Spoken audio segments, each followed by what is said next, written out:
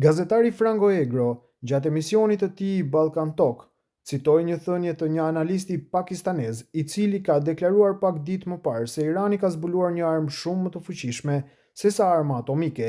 Ndërkohë i ftuar në studio ish ministri i jashtëm i Shqipërisë Arjan Starova tha se kjo deklaratë është e shprehur në mënyrë simbolike dhe lidhet me ngushticën e Ormuzit. Saqaj ai foli edhe mbi marrëveshjen 2 javore SBA-Iran, ku theksoi se forcat kryesore që kanë ndikuar në arritjen e kësaj marrëveshjeje kanë qenë objektivat ushtarake dhe sipas tij, nëse objektivat ushtarake nuk do të kishin ndërhyrë, as vendet që negociuan nuk do të arrinin ta bindnin Iranin për marrëveshje. Faktorët kryesorë që kanë detyruar Iranin të ulet në negociata, jo në masën 100%, por në masën më të madhe janë objektivat ushtarake. Ndër faktorët e tjerë që kanë ndikuar janë 3 shtete: Turqia, Pakistani dhe Kina, por ato nuk mund të ndikonin nëse realizimi i objektivave ushtarake nuk do të ndikonte, ka ndihmuar të gjithë së bashku.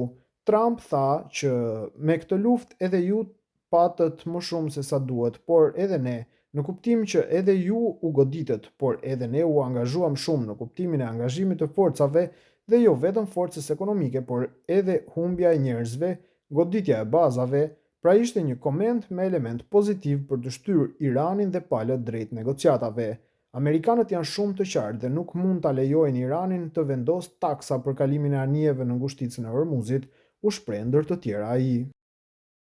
Publicisti dhe gazetari shqiptar Milaim Zeka ka propozuar ish ambasadorin e parë të Kosovës në SBA, Avnis Pahiun, si një figurë të mundshme për president konsensual të vendit. Sipas tij, Pahiu ka përvojë të gjerë diplomatike, njohuri të thellë në marrëdhëniet ndërkombëtare dhe gjeopolitike.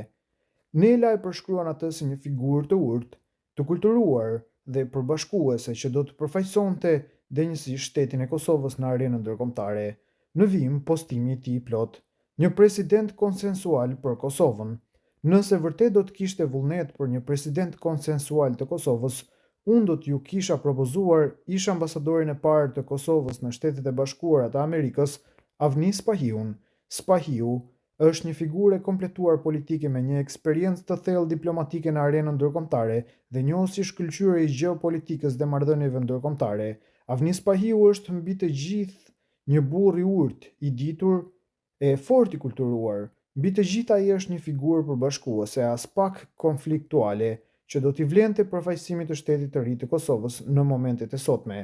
Avnis Pahiu do ta nderonte zyrën e presidentit të Kosovës, ka shkruar ai ndër të tjera.